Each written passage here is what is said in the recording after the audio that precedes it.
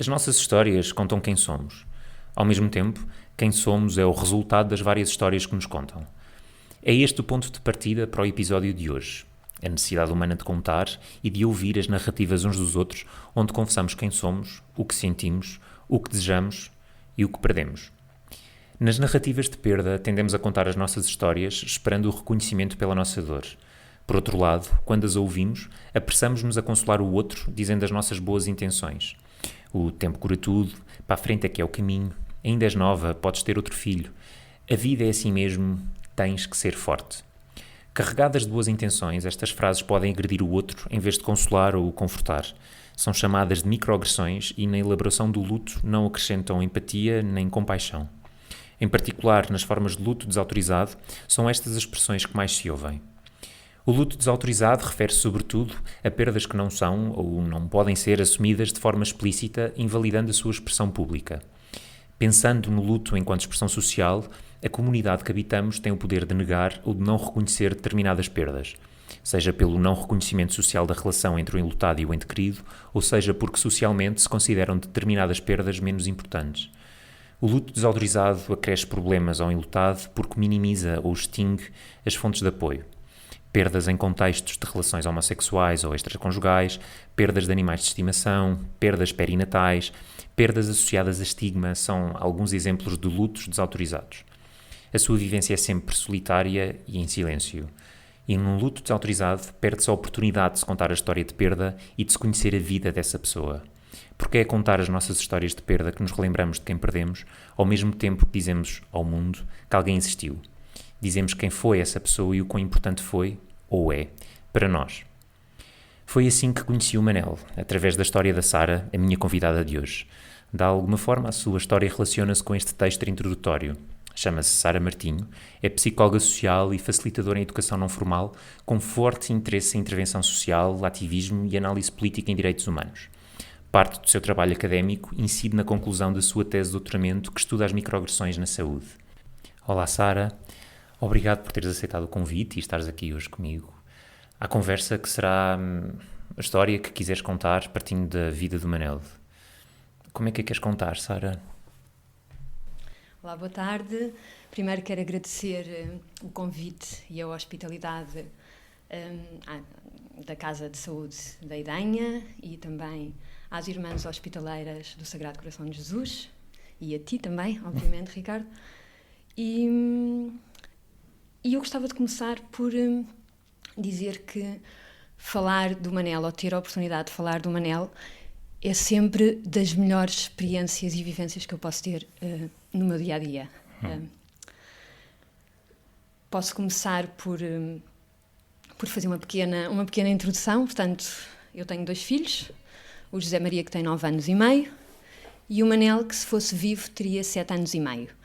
O Manel tinha uma trissomia parcial do cromossoma 22 e uma cardiopatia associada, muitas vezes, às trissomias. Pronto.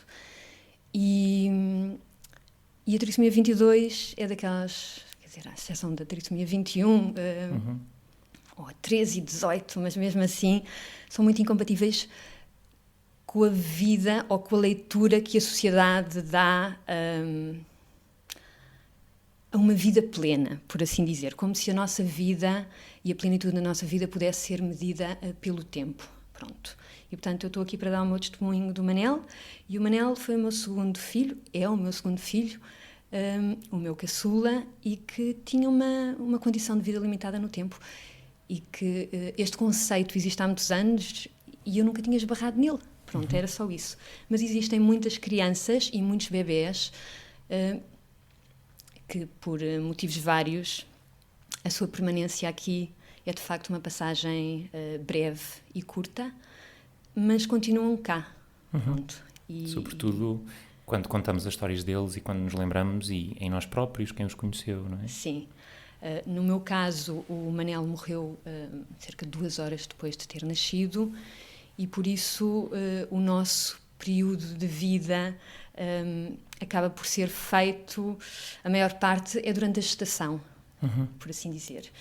E o Manel nasceu com 35 semanas e um dia, praticamente 8 meses, e esteve sempre connosco. E continua. E continua. De alguma maneira, toda esta história e todo este teu testemunho relaciona-se muito com um pouco o tema deste episódio de hoje, que tem a ver com o luto desautorizado, aquilo que a sociedade não, de alguma maneira, reconhece como legítimo para se viver ou para se expressar, mas também com a questão das microagressões em saúde, com as microagressões nas narrativas quando contamos determinada história a alguém e que nos apressamos rapidamente a tentar consolar o outro e às vezes dizemos coisas que magoam mais do que consolam. De que maneira é que esta tua vivência, esta tua história ajudou-te a pensar um pouco neste conceito das microagressões, porque sei que de alguma maneira te conduziu também para este teu interesse académico na área das microagressões. Queres explicar um bocadinho melhor o que é que são as microagressões? Sim, vou só andar um bocadinho para trás e vou apanhar o luto desautorizado. Portanto, o Manel nasceu e morreu, eu gosto sempre de dizer, porque o Manel fisicamente morreu, eu não estou com ele, mas o nosso luto desautorizado, e que se assenta como uma luva na definição que deste, começou antes. E começou, portanto, eu acho que é importante falar no nosso entorno familiar. Nós somos um casal de pessoas do mesmo sexo, eu sou casada com outra mulher e o José Maria e o Manel têm 2 mães. E eu fui a gestante nas 2 gravidezes e nós fizemos uma fertilização in vitro das 2 vezes. Pronto. E quando se faz fertilizações in vitro, há um acompanhamento médico desde o início. A primeira ecografia é feita às 5, 6 semanas, ainda não se ouve sequer o batimento cardíaco do embrião. E, portanto, nós soubemos desde o início, logo às 5, 6 semanas, a nossa médica disse-nos: não tenham muitas esperanças, o saco do embrião é muito pequenino e não me parece que a gravidez vai evoluir. E, portanto, isto é a nossa primeira vivência de luto não autorizado, não é? Porque nós invalidamos, e aqui não estou a falar da minha experiência, eu nunca tive uma perda gestacional, mas muitas mulheres têm, e por isso eu também não posso invisibilizar toda essa dor. E eu vou explicar um bocadinho mais à frente, porque depois fui ler muita coisa, e portanto, se eu tivesse perdido o Manel às 6, às 8 semanas, às 12 semanas, eu poderia estar aqui também a dar o testemunho e a falar de um luto não autorizado. Pronto, porque a sociedade tende a invisibilizar e a considerar uma perda menor quando uma gestante tem uma complicação e tem uma perda gestacional, independentemente da semana de gestação onde se encontra. E a literatura diz exatamente isso. É incomensurável. Na perda de um filho, seja ele embrião, tenha ele 80 anos, é incomensurável. Não se mede a idade da criança, do bebê, do adulto ou da adulta, e também não se mede a dor daquela gestante ou daquela família. Não é possível. E, portanto, eu gostava de começar por aí. E por isso o nosso luto não autorizado começou desde muito cedo. Pronto. Quando desautorizaram a esperança, não é? Exato. E a nossa médica com a melhor das intenções. E agora faço uma pequena introdução às microagressões. As microagressões, nós às vezes somos, enquanto pessoas, somos expostas a pequenos insultos diários, a pequenas piadas, pequenos comentários. São sempre coisas ténues. E muitas vezes a grande diferença das microagressões para as macroagressões, para as formas de discriminação abertas e tradicionais em que eu tenho a intenção de magoar uma pessoa, é que uma microagressão muitas vezes é preferida por alguém que gosta de nós e que o que não quer, não nos quer magoar, quer ser bem-intencionado ou bem-intencionada, mas acaba por magoar. Pronto. E por isso, aqui na minha história, tanto o luto não autorizado como a vivência de microagressões da minha gestação do Manel combinam-se ao longo dessas 35 semanas e muito depois disso, e destes 7 anos e meio que passaram. E por isso nós soubemos, portanto eu disse que às 6 semanas o saco estacional era muito pequeno, às 8 semanas nós conseguimos ouvir bater o ritmo cardíaco do bebê, e eu estava, eu das 2 vezes que estive grávida, eu estive muito, muito feliz, o que é engraçado porque eu em miúda achava a gravidez, a experiência da gravidez assustadora. E eu acho que foram as 2 experiências, as 2 vivências mais espetaculares que vivi em toda a minha vida. E a sensação de ter cá dentro uma pessoinha a desenvolver-se e a crescer. E com 2 estações muito diferentes de uma para a outra. Pronto. E às 8 semanas o saco estacional continuava muito pequenino e a nossa médica depois disse-nos, mais tarde, muito tempo depois, que quando nós saímos dali, ela tinha a certeza que a gravidez não ia evoluir. Pronto. Mas o que a ciência nos ensina é que nós vamos fazendo acumulação de conhecimento e que às vezes não sabemos tudo. E a verdade é que, contra todas as estatísticas, a minha gravidez, que na altura não sabíamos que problema é que poderia ter, continuava a evoluir. Pronto, e depois fui seguida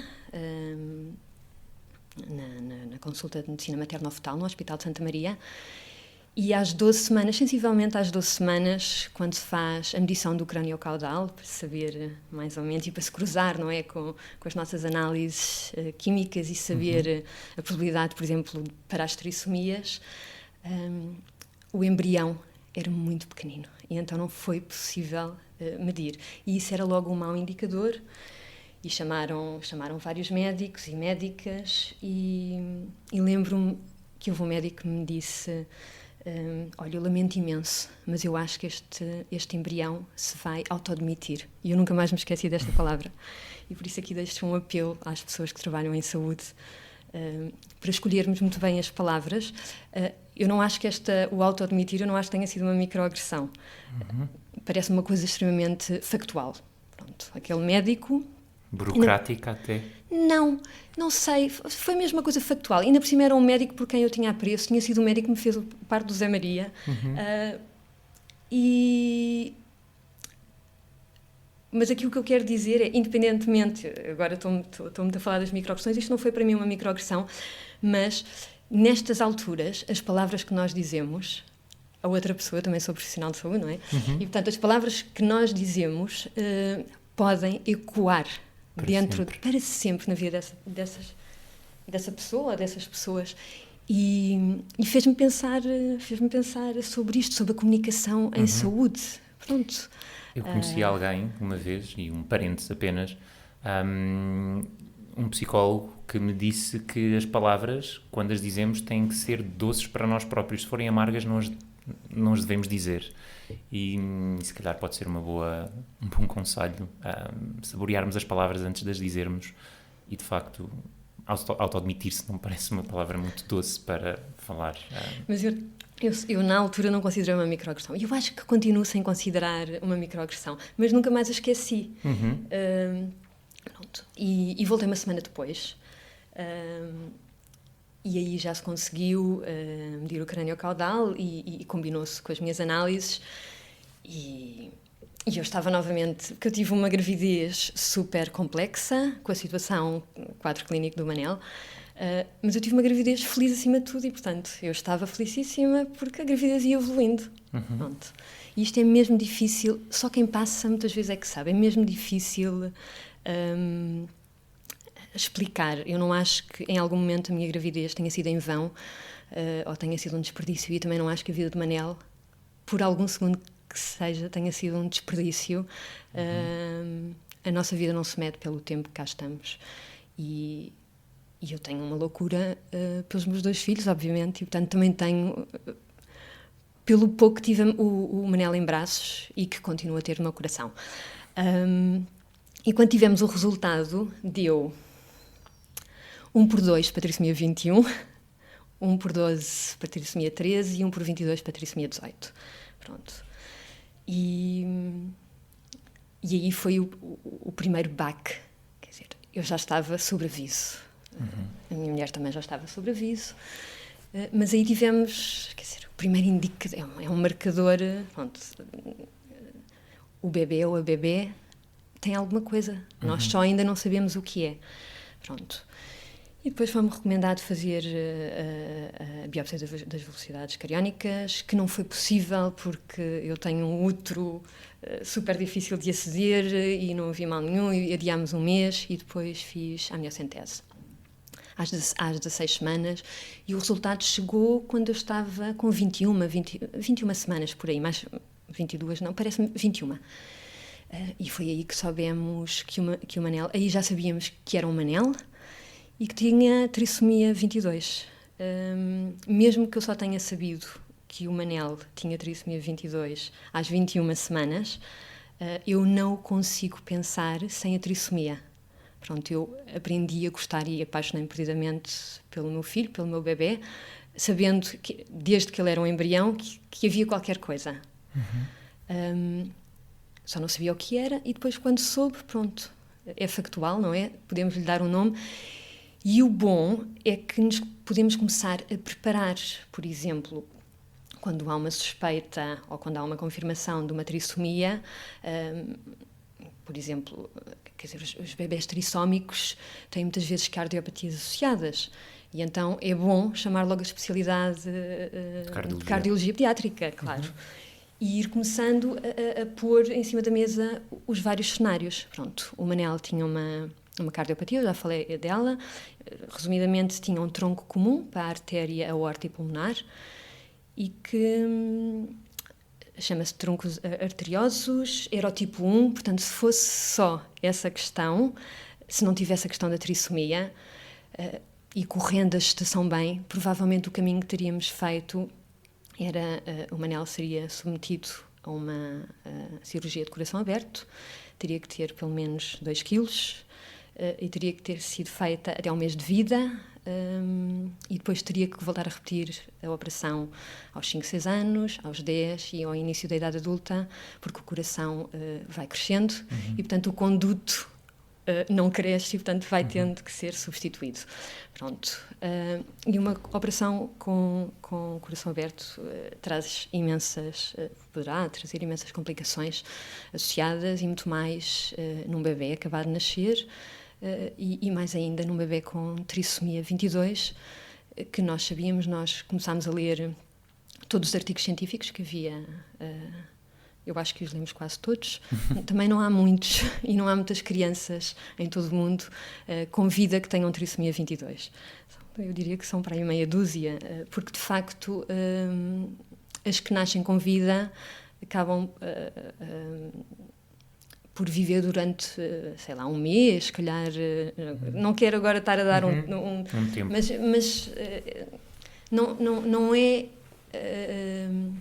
não é compatível com a vida.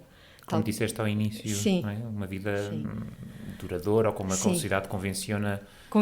Também muito associada à convenção. A convenção social, que é uma vida de facto plena, é assim que possamos chamar, não sei, que a sociedade convenciona dessa maneira.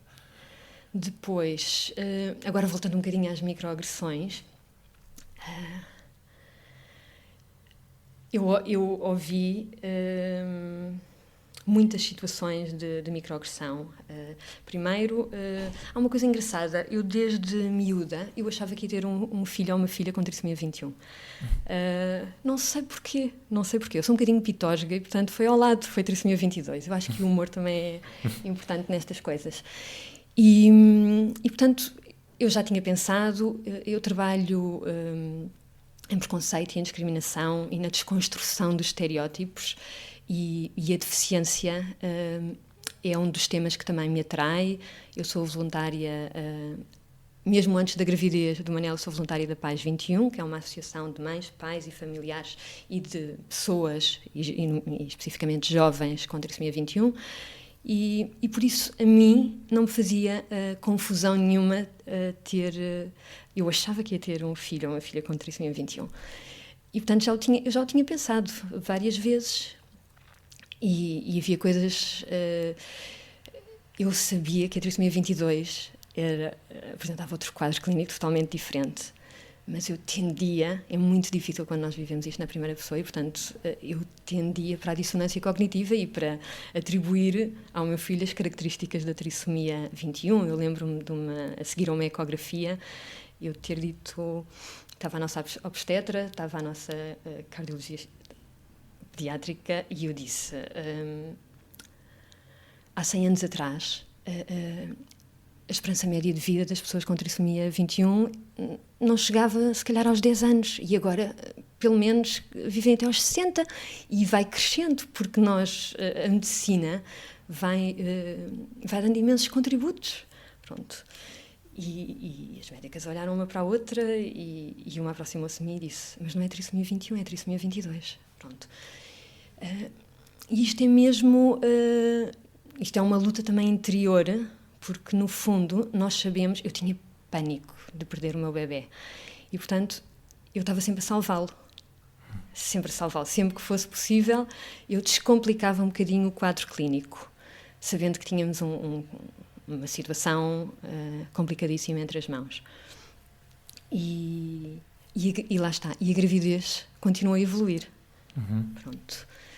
Portanto, no resultado da amniocentese foi às 21 semanas e qualquer coisa. Depois, de acordo com a legislação portuguesa, nós temos nestas situações até às 24 semanas para decidir o que fazer, se avançar com a gestação ou se avançar para uma interrupção médica ou terapêutica da gravidez. E nós, nessa fase, falámos com muitas pessoas no Hospital de Santa Maria que se desdobraram, falámos com muitos amigos e amigas nossas, médicos, médicas, falámos com outros colegas ou outras colegas, falámos... eu lembro-me que... isto é pouco ortodoxo a dizer, mas vou dizer na mesma. Antes de conhecermos a unidade de cuidados intensivos perinatal no Hospital de Santa Maria, nós estivemos noutro hospital, portanto houve essa possibilidade, e ajudava-nos imenso ouvir especialistas, pessoas que passavam, que acompanhavam de alguma forma situações de alguma forma semelhantes à nossa, e o que é que essas pessoas tinham para dizer. Pronto. E agora vou sair um bocadinho das paredes da saúde e fora das paredes da saúde está a sociedade em si. Pronto. Em que quando se vê uma grávida, assume-se que, de alguma forma, assumimos que tudo vai bem na gravidez e, portanto, socialmente, eu ouvi e acolhi sempre aquelas coisas que as pessoas dizem, tipo, espero que seja uma hora pequenina, ou que seja o que for, o importante é que venha bem. Pronto, isto diziam na caixa do supermercado, sei lá, na rua, porque nós metemos conversa com as grávidas. Realmente as grávidas são pessoas que estão num estado de graça, é mesmo assim. E por isso eu ouvia, e aí sim, eu posso falar de microagressões. Há pouco disseste que não foi uma microagressão, aquilo que o médico te disse. Qual é que foi a primeira microagressão que te recordas? Não sei se consigo...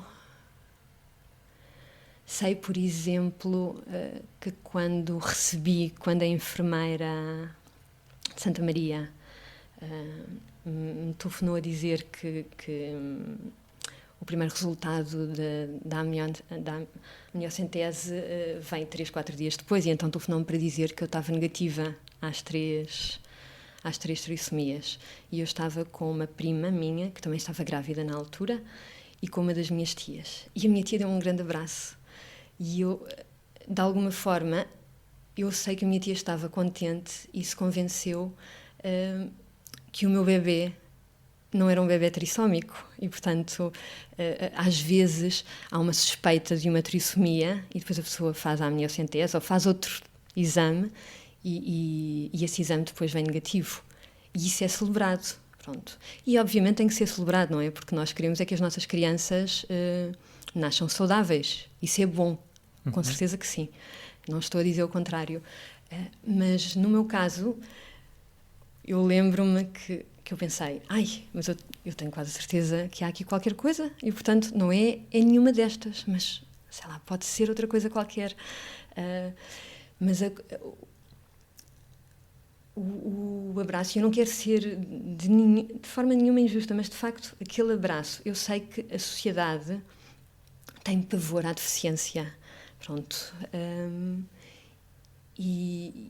Mas a verdade é que nós podemos nascer com uma deficiência, com deficiência múltipla, podemos adquiri-la ao longo da vida, uma ou várias, e pode ser pontual ou pode ser permanente, e nós temos que lidar com isto, e só na Europa existem mais de 80 milhões de pessoas com alguma forma de deficiência, e isto é importante, porque no dia-a-dia, exatamente, no dia-a-dia, se calhar nós não nos apercebemos muitas vezes disso, e apercebemos-nos quando são situações mais complexas, mas a verdade é que o espectro da deficiência é muito grande e nós cabemos também todos lá dentro, todos e todas, de alguma forma.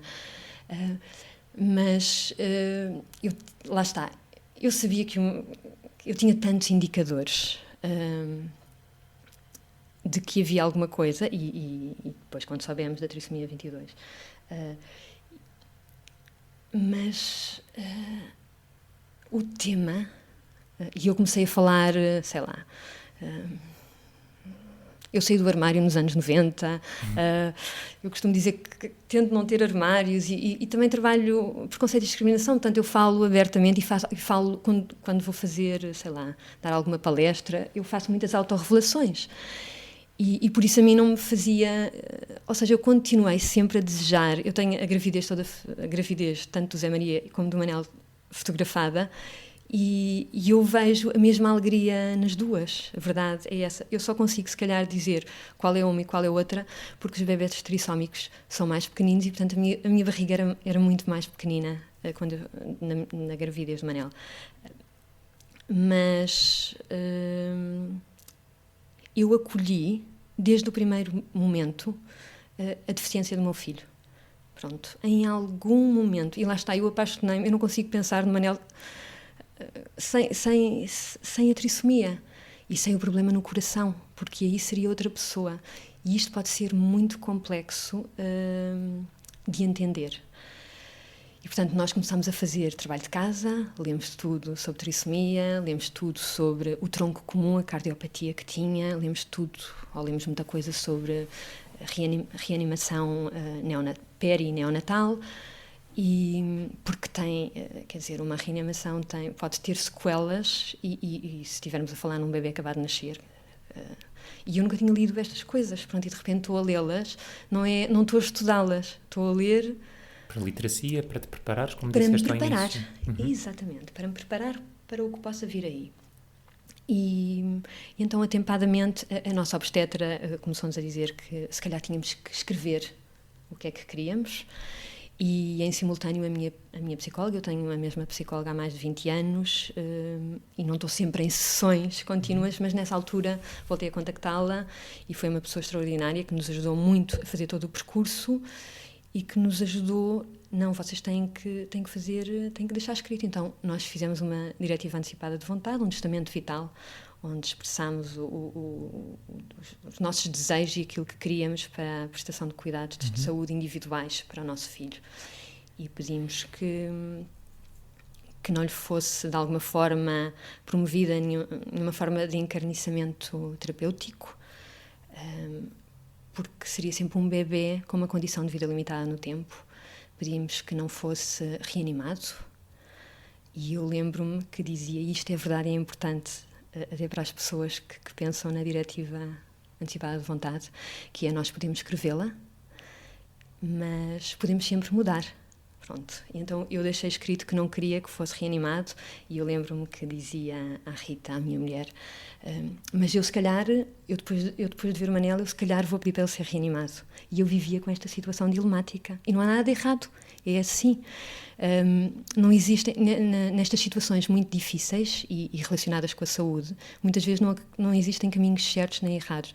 Cada pessoa ou cada família vai fazendo o seu e aquilo que lhe parece mais certo para si e para a sua família, mas sempre com base em informação científica e sempre dando o seu consentimento. Isto é muito importante, que as nossas escolhas sejam, de facto, informadas e consentidas. E acompanhadas também por uma equipa tão disponível quanto aquela e multidisciplinar. O facto de sermos seguidas num grande hospital permitiu-nos que tivéssemos muitas vezes na consulta várias especialidades médicas.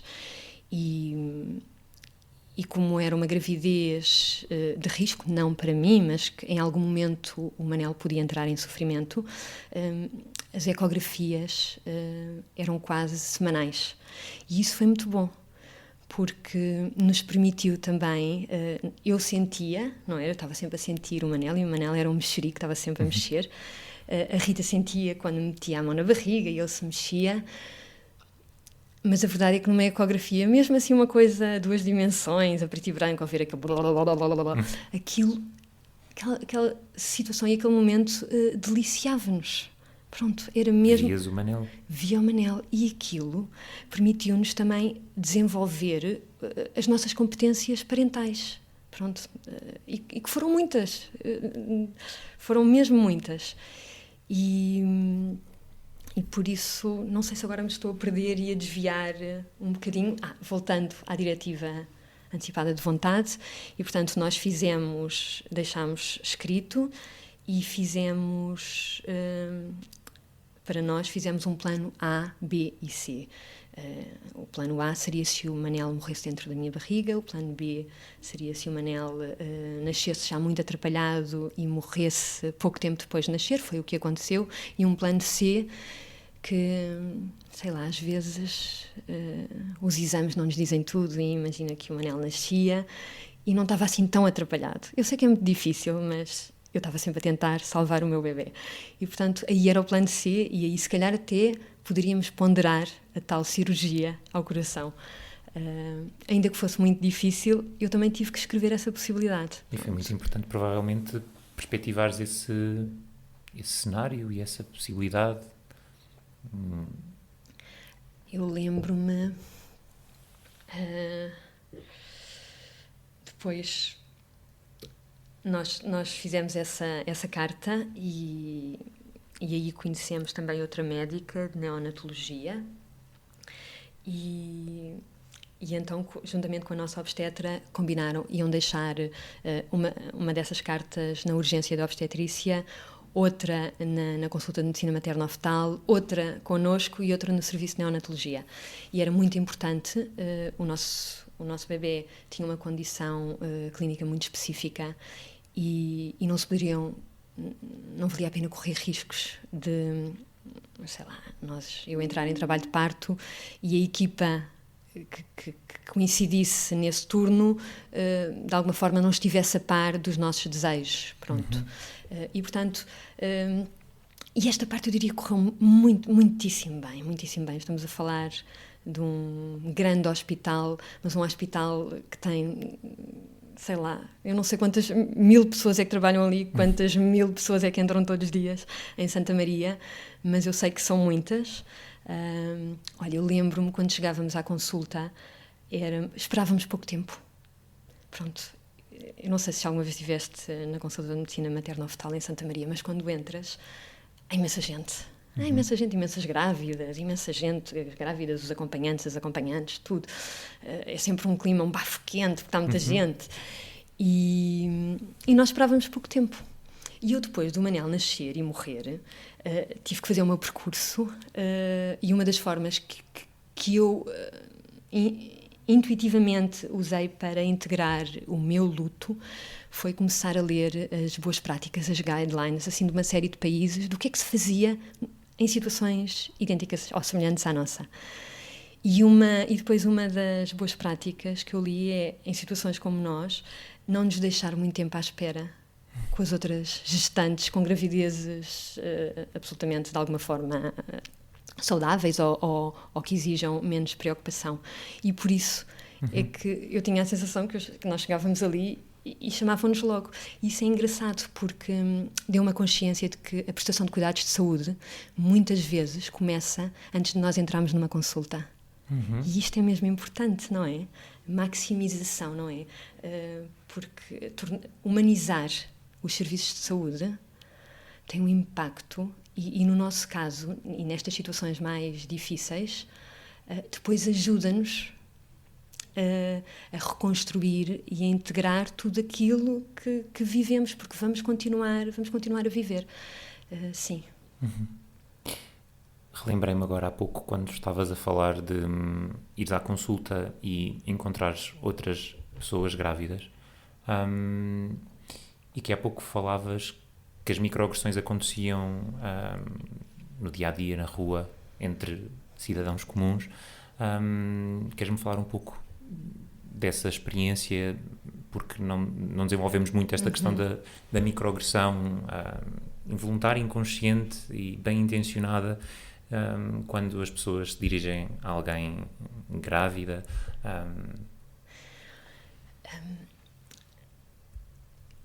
Eu vou tentar não personalizar, mas se eu personalizar, eu adoro as minhas amigas e os meus amigos e por isso e eles e elas entendem. E depois desta situação do Manel, eu também gostava de falar um bocadinho disto, eu fiquei muito zangada, não é? A zanga e a raiva fazem parte dos processos E são legítimos. do luto e são legítimos. E também me afastei de muitas pessoas, inclusive de pessoas que me eram muito, muito queridas. E por isso, agora posso falar um bocadinho das coisas que me incomodavam. Eu lembro-me, eu recebia vários telefonemas de pessoas relativamente próximas de mim a dizer: olha, não te metas disso, não te metas nisso. Quer dizer, ter um filho com deficiência, tu não sabes onde é que te vais meter. Outras pessoas diziam: e isto não é micro, isto é macro. Isso é uma macro, não é? Vocês vão destruir a vossa vida. Vocês vão destruir a vossa vida. Pronto. E eu sei que as pessoas só estão a ser bem intencionadas, e eu também sei que eu própria não sei o que é o dia-a-dia de viver com uma criança ou um bebê ou uma pessoa adulta com deficiência ou com deficiência profunda. Eu sei que a trissomia 22 do Manel, apesar de ser parcial, se ele ficasse cá, sei lá, connosco meia dúzia de anos, eu sei que ele iria ter uma deficiência a nível do intelecto e do desenvolvimento profunda. Pronto. E depois são bebés que muitas vezes também são autistas, ou seja, tudo é uma bola de neve. Pronto, é a questão também da interseccionalidade, pronto, que é... o meu bebê tinha tantas complicações clínicas que eu, de facto, a verdade é que eu não sei, eu nem sequer o levei para casa, o Manel não chegou a ir para casa e, portanto, eu não posso falar do que é cuidar de um filho ou de uma filha com deficiência. Pronto. Mas eu queria cuidar, ou seja, a minha intenção era cuidar e cuidei até onde me foi permitido cuidar. Pronto. E outra coisa que eu também acho importante dizer, que eu estou aqui a falar sobre a perda do meu filho Manel e que a minha perda é longe de ser universal. E por isso eu só posso falar da minha experiência. E isto é mesmo importante dizê-lo. Eu não posso falar das outras perdas, não sei sequer o que são. Tenho alguns amigos e amigas que também perderam filhos e que de alguma forma gosto de dizer o nome deles, assim como eu ouço, por exemplo, se estiver num café e ouvir o nome Manel, eu olho para trás. Nem que seja um senhor com 90 anos, não me interessa. O meu segundo filho chama-se Manel e, portanto, eu vou sempre olhar e o nome Manel vai-me sempre fazer sorrir. E, portanto, eu gosto sempre de dizer os nomes, por exemplo, Camila, Tobias, Lopo, toda Constança, acabam por ser crianças e bebés que por outra situação também não fazem parte, também se foram embora cedo demais, pronto. Como disse ao início, é importante dizer os nomes e contar as nossas histórias para dizer que existiram e dar-lhes visibilidade. E agora é uma vitória. E por isso é muito importante, e para mim é sempre positivo falar do Manel.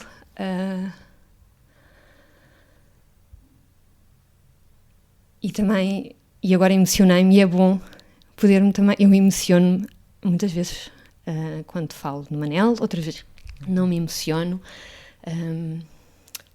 É sempre muito bom. Também choro muito pelo Manel. Eu costumo pensar que o meu choro é como a corrida de uma chita. A chita é o animal mais rápido, mas ela só corre durante, sei lá, 1 minuto no máximo, porque senão o coração não aguentava e colapsava. Uma bela metáfora. E o meu choro pelo Manel é tão intenso, tão intenso, tão intenso, que é muito curto, porque senão o meu coração também colapsava. E portanto eu quero que as pessoas saibam que falar do Manel para mim é maravilhoso, mas que eu também choro pelo Manel também tenho uma profunda tristeza de ele não estar da maneira que eu o imaginei e que eu o projetei, porque eu vejo o Zé Maria crescer e tenho o privilégio, porque é o privilégio de o ver crescer. E o Manel, tive que procurar outras formas de privilégio e de privilegiar a nossa relação. Quais é que são as formas de privilégio que encontras hoje? Olha, eu gosto imenso. Quando o Manel nasceu, o Zé Maria tinha 21 meses. E por isso ele viu-me grávida, mas rapidamente deixou de me ver grávida e não houve bebê, e portanto o cérebro também faz milagre, e portanto apagou a minha gravidez. Pronto. Foi crescendo, foi tendo outros estímulos, e eu sempre lhe quis falar do Manel. Do irmão. Pronto, do irmão, ele não é filho único. Nós quisemos ter mais filhos, mas depois não ocorreu. Pronto. E então... mas ele era muito novo. E, portanto, sei lá, quando ele crescesse, não era quando fosse adolescente, para mim seria antes disso, mas não estava planeado. E uma vez estávamos de férias no Alentejo e o Zé Maria agarrou no meu telemóvel, e pequenino, com 4 anos, e começou a passar as fotografias e viu uma fotografia minha e do Manel. Eu depois, a ver se não me esqueço de falar das fotografias, e disse, ai, sou eu. E eu não estava nada à espera, e naquele momento estava sozinha com ele, mas não pude deixar de passar. E disse-lhe, não és tu, é o Manel, é o teu mano Manel. E fiquei um bocadinho emocionada, porque, quer dizer, se calhar mesmo que fosse planeado contar-lhe, naquele momento teria ficado emocionada. Mas fui apanhada totalmente de surpresa. Mas as crianças são, de facto, têm uma plasticidade, e portanto, depois quando apareceu a Rita, eu disse-lhe, e ele falou um bocadinho no Manel, mas depois teve algum tempo sem falar. E a verdade é que ele provavelmente, à parte da Rita, obviamente, ele é a pessoa que me fala mais do Manel. Pronto. E ele gostava de ter mais irmãos, mas fala muito e diz-me, o Manel vive no nosso coração. E eu disse-lhe, exatamente, o Manel vive no nosso coração. E por isso, eu acho que isso é um privilégio. É esse o verdadeiro privilégio. Do meu filho mais velho, com 9 anos e meio, quer dizer, tem 9 anos e meio agora, mas ele já me diz isto desde os 4 anos, que é, eu tenho tantas saudades do Manel. A mãe tem saudades do Manel? Tenho, querido, tenho muitas saudades do Manel. E, portanto, isto é um privilégio de podermos viver em família a presença do Manel. Pronto. Em relação às fotografias, a minha psicóloga introduziu-nos ao conceito, eu não conhecia, de construção de memórias positivas nestas situações, E por isso, sei lá, antigamente, assim ainda num modelo muito biomédico, nestas situações muitas vezes as gestantes davam à luz e muitas vezes nem sequer viam o seu bebê ou a sua bebê. Pronto, felizmente as orientações já mudaram e há a recomendação de que as pessoas e a família estejam, independentemente se é um nado vivo ou morto, que as pessoas possam ter o seu ritual, se o tiverem, do ponto de vista religioso ou espiritual, e possam despedir-se do corpo. Isso é extremamente importante. E portanto, a minha psicóloga começou-nos a preparar e a dizer: vocês podem tirar fotografias, peçam na consulta. E eu lembro-me da primeira vez que falei na consulta, tive imensa vergonha, porque eu nem sabia se o Manel ia nascer com vida ou não, e tirar fotografias a um bebê que nascesse morto, eu achava de alguma forma na altura, eu não acho nada agora, e recomendo às pessoas que façam isso, mas eu achava de alguma forma que podia ser bizarro, que as outras pessoas podiam estranhar. E isso tem muito a ver também com as microagressões que eu era exposta no meu dia-a-dia, e das pessoas lidarem mal com a minha gravidez com um bebê com deficiência. E por isso eu tinha alguma vergonha do que é que as pessoas podiam achar de mim. E também, quer dizer, se o Manel nascesse com vida, a condição era uma vida limitada no tempo, e portanto, porque também fotografar um bebê vivo, mas que se calhar daqui a meia hora, daqui a 3 horas, já morreu? E isto eram os meus medos. Medos condicionados também pelas microagressões Muito, a que eras exposta. Sim. Condicionavam-te na tomada de decisão, condicionavam-te... Estão sempre presentes. Eu sou muito assertiva e sou muito teimosa. E, portanto, eu decidi avançar com a gestação, em família decidimos avançar, mas para mim era claríssimo que eu queria avançar com a gestação do Manel. Mas isto não quer dizer que estes pequenos incidentes não funcionassem como fantasmas à minha volta. Sim, e coloquem as coisas em perspectiva Sim, e sim. façam repensar, talvez, Sim. E não haverá mal nenhum nisso. Também não há. Repensar. Sim, é bom. E nós explorarmos os vários caminhos possíveis. A vida tem muitos caminhos. E então falei, e quando o Manel nasceu e morreu, esteve sempre connosco. E nós tirámos muitas fotografias. E basicamente, olha, eu sou uma grande tagarelas. Portanto, se eu ultrapassar o tempo, podes-me dar um pontapé. Mas, lá está, a gravidez, a gestação foi avançando, e depois eu entrei em trabalho de parto às 35 semanas e um dia, e quando fui para Santa Maria, quando cheguei e subi, eu lembro-me perfeitamente, eu lembro que aquelas equipas sabiam quem eu era, e isso era bom, porque eu tinha uma situação muito específica, e então puseram-me num quarto sozinha, e depois chamaram a Rita, e isso foi importante, porque às vezes os quartos são partilhados. Eu na gravidez da Maria tive com outra gestante, obviamente com uma cortina, e quando as coisas correm bem é tudo muito mais fácil. E depois, passado muitas horas, tiveram que me mudar porque chegou outra senhora com um quadro mais complexo, não idêntico, mas provavelmente estaria com alguma doença infecciosa, não sei, mas que precisava de estar sozinha. Mas perguntaram-me, e eu disse claro que sim, e fui para um quarto com outra gestante. E depois, quando entrei, na reta final, levaram-me para a boxe, e nessa noite, não sei, parecia que estavam todas as grávidas a dar à luz ao mesmo tempo, e portanto, quando me levaram para a boxe, eu fiquei ali, não sei, se calhar 2 minutos, 5 minutos, não sei quanto tempo é que passou, mas eu estive sozinha com a Rita, e depois apareceu uma médica, e que eu acho que ela ainda não tinha, era muito nova, ainda não tinha começado a fazer a especialidade, devia estar no ano comum. E eu lembro perfeitamente do que ela me disse. Ela disse, estão aqui 2 mulheres de coragem, e começou a fazer, e não está aqui nenhuma enfermeira, e portanto eu vou começar a preparar. E eu achei muito digno, e pensei como a profissão de medicina e de enfermagem já se complementam muito mais. Não me esqueci do que é que ela diz, que essa médica me disse, com 2 mulheres de coragem, porque o termo coragem é utilizado para muitas mães que, de alguma forma, são expostas a situações muito extremadas com os filhos, mas é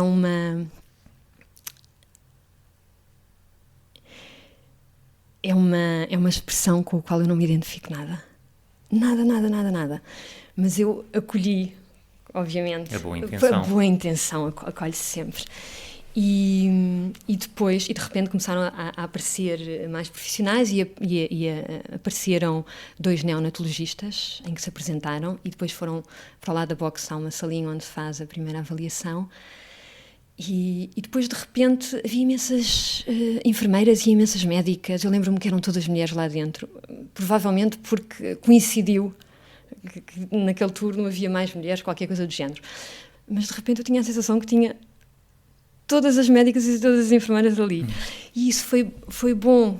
A natividade é sempre o milagre da vida, não é? O nascimento é sempre um momento muito, muito especial. E então eu lembro-me, de repente o Manel tinha mudado de posição e então eu tinha uma médica a dar-me assim, umas massagens, um bocadinho à bruta, quer dizer, não era à bruta, mas era para mudar o Manel de posição. E até estava a brincar a dizer, eu agora vou inventar aqui uma posição e vai-se começar a chamar a posição Sandra Sousa. Isto lembro-me perfeitamente, eu acho que é o primeiro nome de médica que estou a dizer, porque eu sei o nome de todas as profissionais que cuidaram de nós. E portanto houve também este humor. E havia muita gente, e havia médicas de várias idades, e enfermeiras de várias idades. Eu achei isso tão engraçado e tão próximo, de alguma forma, a quando as mulheres pariam e davam à luz em casa, não era? Nas aldeias em que estavam, não sei, as matronas, não sei se em português diz matronas dizem em castelhano. É que eu sou bilingue e, portanto, há coisas que me vêm em castelhano. E as avós e as mães e as tias e as primas, e era uma coisa de mulheres, ainda bem que hoje não é só uma coisa de mulheres, mas no caso do Manel, ali foi. E havia médicas que diziam, força Sara, falta pouco para vocês conhecerem o Manel. E eu ouvir o nome, para mim, foi super importante. Foi das experiências mais humanizantes que eu tive na gravidez do Manel. Eu precisava sempre de ouvir o nome dele. Porque se eu não ouvia o nome dele, se alguém omitia sabendo que o meu bebê se chamava Manel, de alguma forma eu estava a perdê-lo entre as mãos. E eu sabia que desautorizava também. Era não reconhecer que o meu bebê se chamava Manel. Pronto, e portanto aquilo foi mesmo importante. E quando o Manel nasceu, ele foi colocado logo ao meu peito, uma pele com pele. Pele com pele, foi mesmo. E a Rita cortou o cordão umbilical, cortou das 2 vezes e depois foi levado para a avaliação neonatal. E quando os 2 médicos de neonatologia se tinham vindo apresentar, eu tinha dito, se ele nascer muito atrapalhado, ele tem que vir imediatamente para o pé de nós. E se ele nascer, lá está, eu sempre a salvar o meu bebê, e se ele nascer de alguma forma estável, isso não era C, o tal plano C, então nós podemos conhecê-lo mais tarde. Pronto. E depois eu perguntei ao médico, havia um mais velho e outro mais novo, e eu perguntei ao mais novo, que entretanto era o único que estava ali, entendeu? E ele disse-me exatamente o mesmo que eu lhe tinha acabado de dizer. Para te garantir que percebeu. Tinha percebido tudo. De repente parecia que estávamos ali em slow motion, não era? E depois o Manel nasceu, teve no meu colo, foi para a avaliação neonatal e depois os médicos voltaram e disseram ele está em respiração agónica, portanto em gasping, e portanto já está com falta de ar, está a ficar muito atrapalhado e queríamos confirmar se o quer receber ou não. Pronto, há sempre a nossa escolha pode sempre mudar. E eu disse claro que sim. E o Hospital de Santa Maria está sempre à beira do colapso, quer dizer, a pessoa basta ligar as notícias e estão sempre a dizer mal do Hospital de Santa Maria, de facto aquele organismo vivo está a ser lapidado, mas a verdade é que a minha experiência é extremamente positiva e levaram-nos nesse mesmo andar, ao fundo havia um corredor, ao fundo do corredor havia uma salinha minúscula e que devia ser um sítio para os profissionais e as profissionais descansarem e nós ficámos lá, os 3, a Rita, o Manel e eu.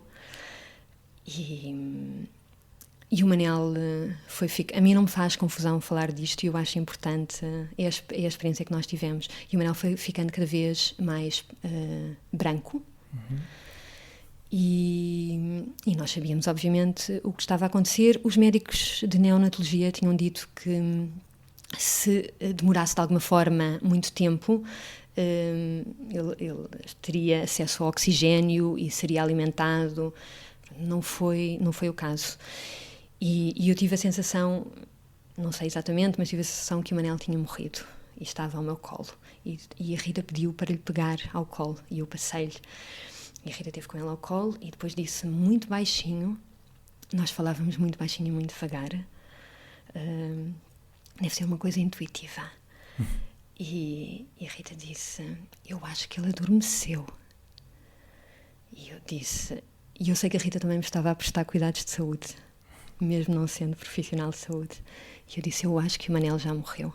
E olhámos uma para a outra e acenámos que sim, tínhamos quase a certeza. E continuámos os três. E depois apareceu o médico de neonatologia, mais novo, e disse-me, falou sempre connosco também muito baixinho e de voz muito suave. Chamava-se Rodrigo. Eu lembro-me muito bem da cara dele. Aliás, eu lembro-me dele by heart. E ele disse, eu vou ouvi-lo, eu vou escutá-lo. E então ouviu durante 1 minuto e disse, eu acho que o coração de Manel, ele disse o nome, já não está a bater. Eu vou sair, volto daqui a 5 minutos e vou voltar a fazer o mesmo procedimento. E foi assim. Pronto. E depois deixaram de estar com o Manel o tempo que nós quisemos. Não sei quanto foi, na realidade, na minha cabeça, não sei quanto foi. E depois chegou o momento da despedida. E o momento da despedida é extremamente complicado, mesmo que o nosso bebê já tenha morrido, porque a pele com pele nós nunca mais a vamos sentir. Nunca mais. E então nós tentamos inalar tudo o que conseguimos. O toque, o tamanho. O Manel era muito, muito pequenino. O cheiro. Tudo. E eu lembro-me perfeitamente do último beijo que lhe dei. E depois veio uma médica de neonatologia e explicou-nos que lhe ia dar banho e que o iam vestir. Ele estava envolto num cobertorzinho e que o iam vestir. E a Rita pediu para ir e a médica disse que se calhar era melhor não, porque às vezes a pele pode-se rasgar. E a Rita disse, então eu fico com a Sara. E depois levaram-no e a médica voltou e disse, correu tudo bem e ele já está numa incubadora. Pronto. E era um bebê que tinha morrido, mas a verdade é que aquela ideia de alguma forma reconfortou-me. Pensá-lo quentinho e num berço, não é uma incubadora, acaba por ser um berço. E depois tiveram-me a preparar, a arranjar, deram-me de jantar e depois levaram-me para o quarto, e isto já era de madrugada.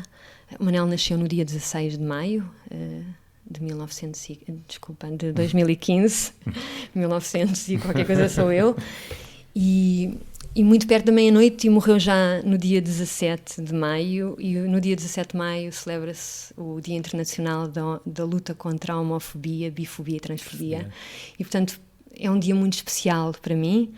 Foi o dia em que a Organização Mundial de Saúde, em 91-93, na edição e na publicação do seu compêndio de doenças, de classificação de doenças, retirou a homossexualidade como uma doença, e por isso é um dia que a população LGBT, pelo menos a que está mais próxima dos movimentos de ativismo, celebram. Sim. E portanto, o meu bebê nasceu no dia 16 e morreu no dia 17. Pronto. E portanto era um dia que já era especial para mim e continua a ser um dia que é muito especial. E levaram-me para o quarto e a Rita pôde estar comigo o tempo que desejou. E puseram-me num quarto sozinha, isto é importante, e não me puseram no piso...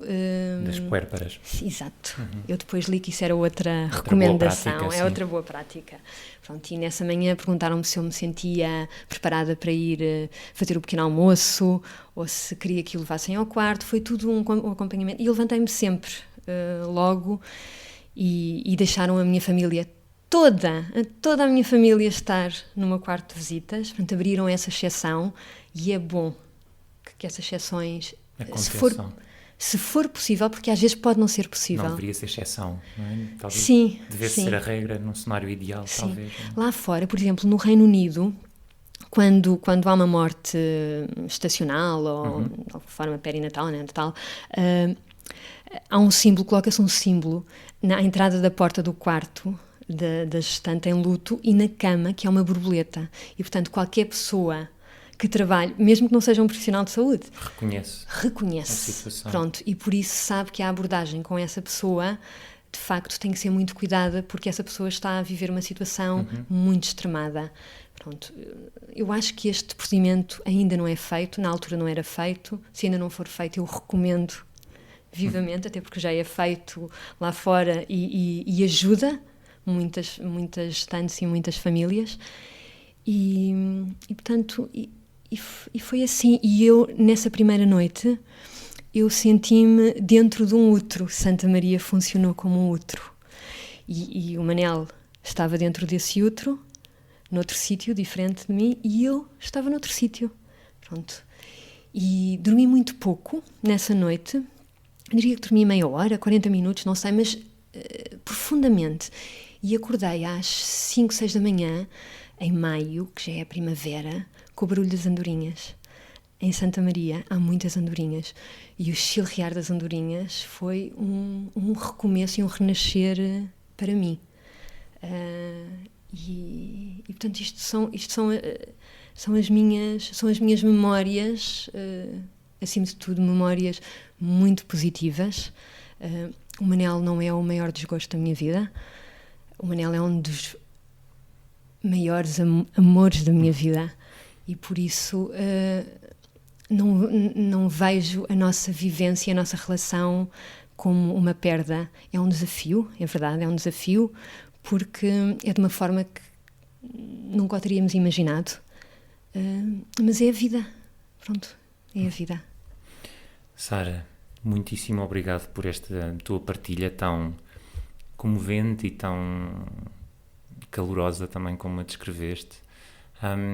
Gostava de fazer uma última pergunta antes de terminarmos, que tem a ver também com a forma que podemos também educar-nos uns aos outros para sermos menos microagressores.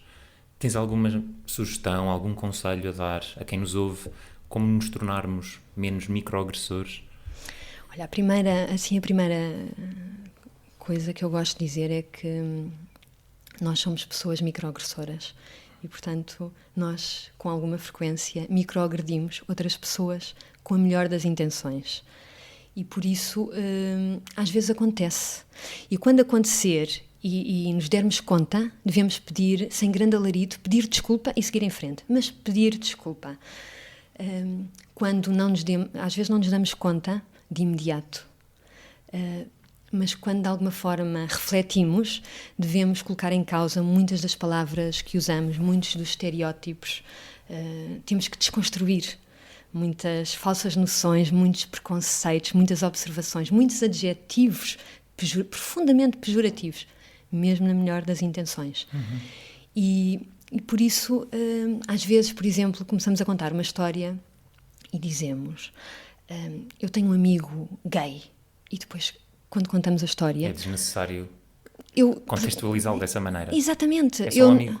É só um amigo. Quer dizer, se o que eu for contar fizer sentido referir-me à orientação sexual ou orientação de género dessa pessoa, com certeza é factual. Mas se não fizer sentido, eu peço sempre às pessoas que façam o exercício ao contrário, que era começar a contar a mesma história e dizer: eu tenho um amigo heterossexual, e depois continuar a contar a história, e depois não tem nada, a orientação sexual, a de género dele não tem nada a ver, e as pessoas, que estranheza, mas porquê qual é a relevância?